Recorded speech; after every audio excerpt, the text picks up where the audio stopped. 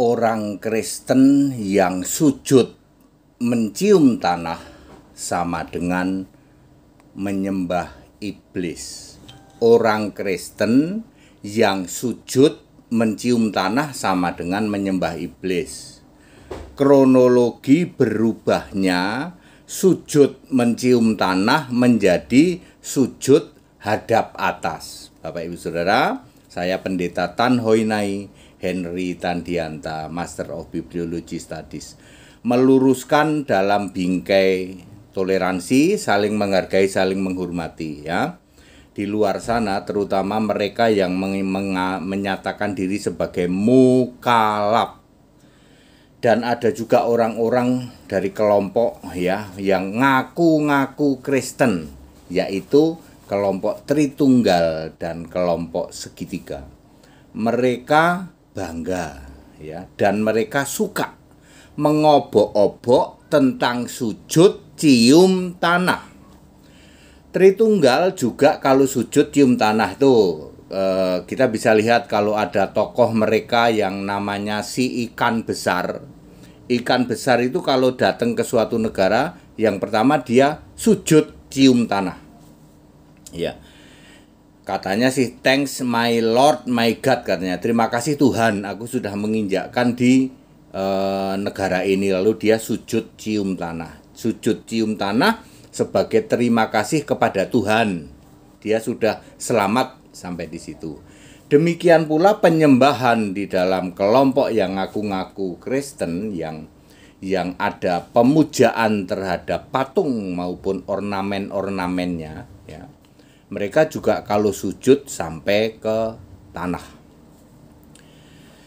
Ya, itu dari lingkungan yang mengaku-ngaku sebagai Kristen, yaitu kelompok Tritunggal dan Segitiga. Titik balik sujud mencium tanah berubah menjadi sujud hadap atas ada di dalam Yesaya 66 ayat 1. Langit yang dimaksud adalah langit tingkat 3 adalah tahtaku, bumi tumpuan kakiku. Yesaya 66 ayat 1 ini ditulis juga di dalam Kisah Para Rasul 7 ayat 49. Era Nabi Yesaya terjadi sekitar 900 tahun sebelum Masehi. Di era Yesaya itu, Yesus yang roh sebagai Allah, yaitu Yahweh, memberitahu bahwa aku Yesus yang roh, aku Yahweh, aku Allah. Tahtaku ada di langit. Allah itu maha hadir melingkupi seluruh jagat raya, tetapi tahta Allah adanya di langit. Maka sejak era Yesaya, lalu dilanjutkan era Perjanjian Baru, tidak ada orang sujud kepada Allah sampai wajahnya cium tanah. Nehemia 8 ayat 6 ini era sebelum Yesaya. Jemaat menyembah Tuhan Yahweh Allah dengan sujud sampai mukanya cium ke tanah. Bahasa Inggrisnya adalah fell his face to the ground. Ya. Nehemia adalah era sebelum Yesaya. Mereka semua belum tahu kalau Allah itu tahtanya ada di langit, ya. Mereka belum tahu kalau tahta Allah itu ternyata ada di langit. Bentar ya. Mana tadi ya? Nehemia 8 ayat 6. Ya, kemudian sejak era Yesaya lanjut sampai Maleaki, lanjut sampai Perjanjian Baru, tidak ada orang menyembah Allah dengan sujud mukanya sampai cium tanah. Worship to the Lord with their face to the ground, itu enggak ada. Jadi ingat, sejak era Yesaya Anda boleh dapat contoh, misalnya Daniel 6 ayat 10. Daniel sujud atau berdoa 3 kali ke Israel, ya, tidak dengan sujud cium tanah, ya. Dia berlutut, tidak dengan sujud cium tanah. Karena Daniel era setelah Yesaya. Tapi Nehemia sebelum Yesaya.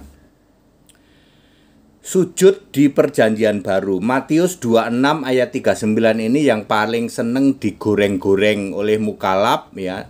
Cek saja mukalafnya pakai topi. Dia tidak berani buka topi karena akan ketahuan pikirannya ruwet, bundet ya, atau tiarap, tidak paham.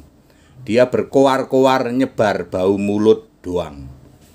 Matius 26 ayat 39. Apakah Yesus sujud sampai cium tanah? Tentu saja tidak. Matius 26 ayat 39 dalam bahasa Inggris disebut begini. Jesus fell on his face. Fell on his face itu begini. Dan begini dong. Fell on his face. Menunduk, bukannya a worship with face to the ground, bukan with face ya, wajahnya cium tanah, tapi fell on ya toh. Fell on his face itu maksudnya menunduk. Fell on his knees artinya lutut menekuk gitu ya. Menekuk lutut, nekuk itu. Fell on your knees. Fell on his face artinya ya wajahnya menekuk begini ya. Bedakan dengan worship with the face to the ground ya. Fell on his face beda dengan worship with the face to the ground. Artinya Yesus menundukkan wajahnya lalu berdoa. Sama sekali Yesus tidak melakukan sujud sampai cium tangan. Nah, ndul mukalaf yang suka banget menggoreng-goreng ayat ini ya, yang kepalanya ditutupin melulu pakai topi, takut ketahuan segala pikirannya sini ruwet bundet ya toh. Namanya juga usaha Pak ATD, pengen menjatuhkan Yesus katanya, supaya Yesus itu sujud seperti kami sujud cium tanah ya, bel gedes ndul ya. Yesus tidak pernah sujud cium tanah. Bahasa Inggrisnya saja fell on his face, bukan there atau his face to the ground, bukan ya. Beda dengan kalau ayat Matius 26:9 disuruh baca oleh mukalaf, maka mereka yang tumpul pikirannya, jadi ndul mukalaf, kamu tumpul pikirannya lalu menyimpulkan Yesus sujud sampai cium tanah. Nomor 2, Yohanes 11 ayat 41 dan 42. Apakah Yesus berdoa dengan cara sujud cium tanah? Sama sekali tidak. Yang Yesus lakukan saat berdoa adalah lift up his eyes, menengadah ke atas. Ya, jadi Yesus itu berdoa waktu di Matius 26 ayat 39 itu fell on his face. Lalu pada saat di Yohanes 11 ayat 41-42 lift up his face. Jadi bisa begini, tapi nggak pernah cium tanah nih, cuman begini doang. Bisa begitu ya. Jadi kesimpulannya, gerakan sujud dalam berdoa yang dilakukan oleh Yesus adalah Yesus sujud fell on his knees.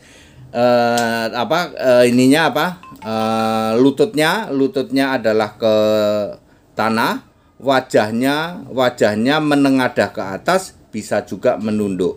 Sama sekali tidak melakukan gerakan mukanya sampai cium tanah. Ini King James Version, yaitu artinya Alkitab yang sama ya, membedakan antara their face to the ground, wajahnya sampai ke tanah, dengan sekedar wajahnya fell on his face, hanya sekedar begini ya. Juga ada lift up begitu itu ya. Nah, sekarang Lukas 24 ayat 52. Juga link ke Yohanes 9 ayat 38. And he gave worship him. Murid-murid sujud menyembah Yesus yang sedang menampakkan diri. Yesus berdiri di depan mereka, para murid itu, lalu mereka sujud. Apakah sujudnya para murid sampai cium tanah? Tentu tidak. Mereka melakukan dengan lutut menyentuh tanah dan mukanya menunduk saja, sama sekali tidak cium tanah. Sujud cium tanah sama dengan menyembah iblis. Apa implikasinya jika orang Kristen sujud sampai mukanya cium tanah? Saya bicara orang Kristen ya. Yang di luar Kristen silahkan Anda yakini imani.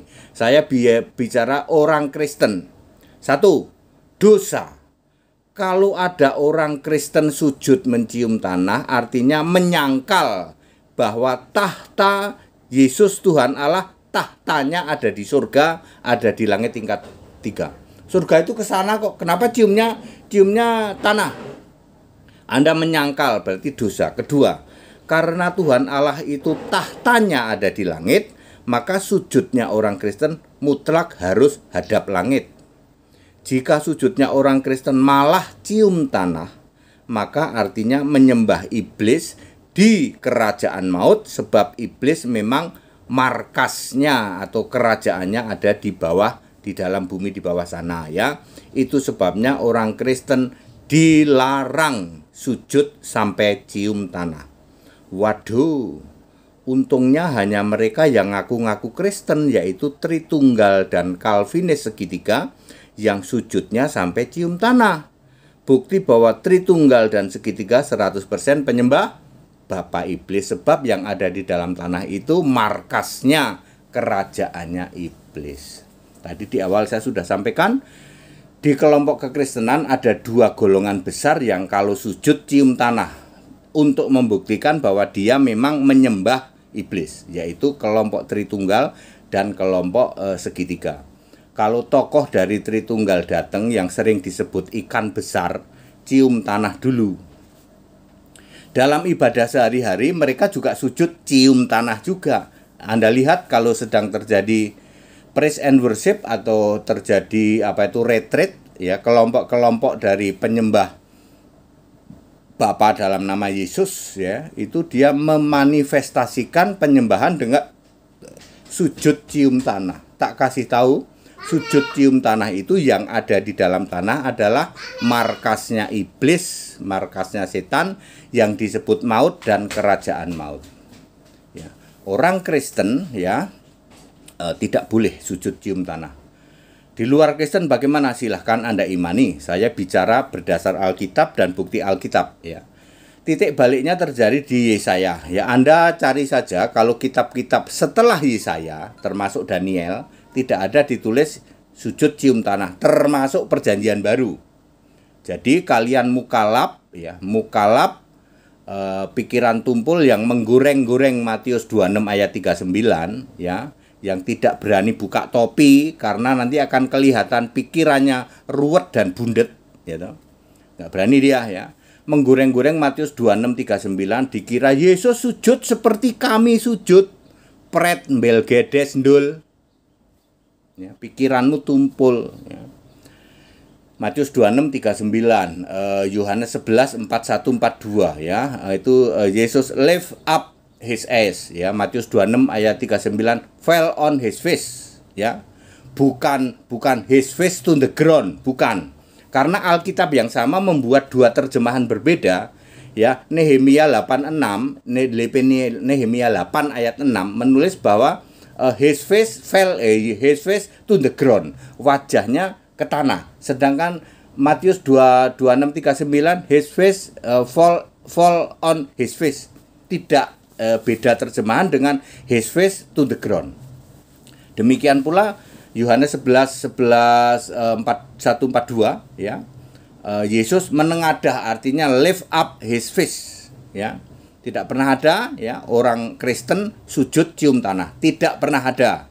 Sejak era Yesaya, Allah Maha Besar, Allahu Akbar ya, Allah Maha Suci, Maha Tinggi, yaitu Yesus sendiri memberitahu kepada Yesaya, tahtaku ada di langit, Yesaya 66 ayat 1. Dulu belum ada ayat itu yang mengatakan tahtaku ada di langit. Langit adalah tahtaku. Sebelum Yesaya nggak pernah ada ayat yang menulis itu. Jadi mereka nggak tahu, yaitu pada sujud cium tanah. Ya, jadi yang sujud cium tanah ya Anda nggak tahu Yesaya 66 ayat 1 yang di sadur atau ditulis juga di dalam Perjanjian Baru, Kisah 7:49. Ya. Jadi Anda yang masih sujud cium tanah, artinya Anda tidak tahu. Tidak tahu tahta Allah. Mana tahta Allah, di mana gitu ya, atau Pintu surga ada di mana? Mencari-cari pintu surga. Udah berabad-abad nggak ketemu. Ya, apa ya? Pintu surga ada di mana? Karena ada lagunya itu. Ya. Pintu surga itu ada di dalam Wahyu 4 ayat 1 dan 2. Terbukalah pintu surga. Wahyu 4 ayat 2 ya. Ada pintu surga itu, tapi orang Kristen tahu ya. Sementara yang lain di luar sana nggak tahu. Pintu surga, di manakah engkau berada? Kan gitu. Tapi kenceng banget mengatakan Yesus sujud seperti kami sujud. Pret belgedes ndul. Ya. Nyungsep sama HTD ya. Berkali-kali saya mengatakan, mbok copoten topimu biar ketahuan pikiranmu itu penuh dengan ruwet. Ya mungkin banyak ular kali di sini ya. Kalau digambarkan itu banyak ularnya gini ya. Pikirannya itu cuman pengen jelekin Alkitab. Ya. Namanya juga usaha Pak HTD. Nah kan namanya kita itu usaha. Siapa tahu dengan itu buktinya di luar sana nggak ada yang bisa jawab. Yang bisa jawab kan cuman HTD doang. Tapi di luar sana udah kena pengaruh, namanya juga usaha kita Pak. Mereka sudah percaya loh kalau Yesus itu sujudnya cium tanah. Cuman HTD doang yang bisa jawab nih. HTD gitu loh, 1 menit ya. Very clear ya. Narasi-narasi seperti Yesus sujud, terus Yesus memeluk agama sesuai agama kami katanya, terus Yesus menikah, murahan kayak gitu ya. 1 menit sama HTD ya. Ya gara-gara ada anak namanya Justus itu di mana ya? Aduh saya agak lupa ya. Apa Kolose 2 ayat 8 ya? Justus itu di mana ya? Agak lupa saya. Kalau nggak 2 ayat 8 ya 3 ayat 8. Mana sih ada kata Justus itu? Justus coba ya saya cari ya. Justus itu di mana ya? Itu gara-gara itu tuh. Gara-gara itu Justus. YUSTUS.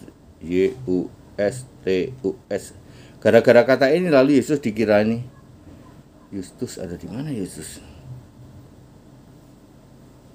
Justus Kolose 4 ayat 11. Oh betul. Tentang Yesus yang dinamai Justus. Dikira itu anaknya Yesus ya.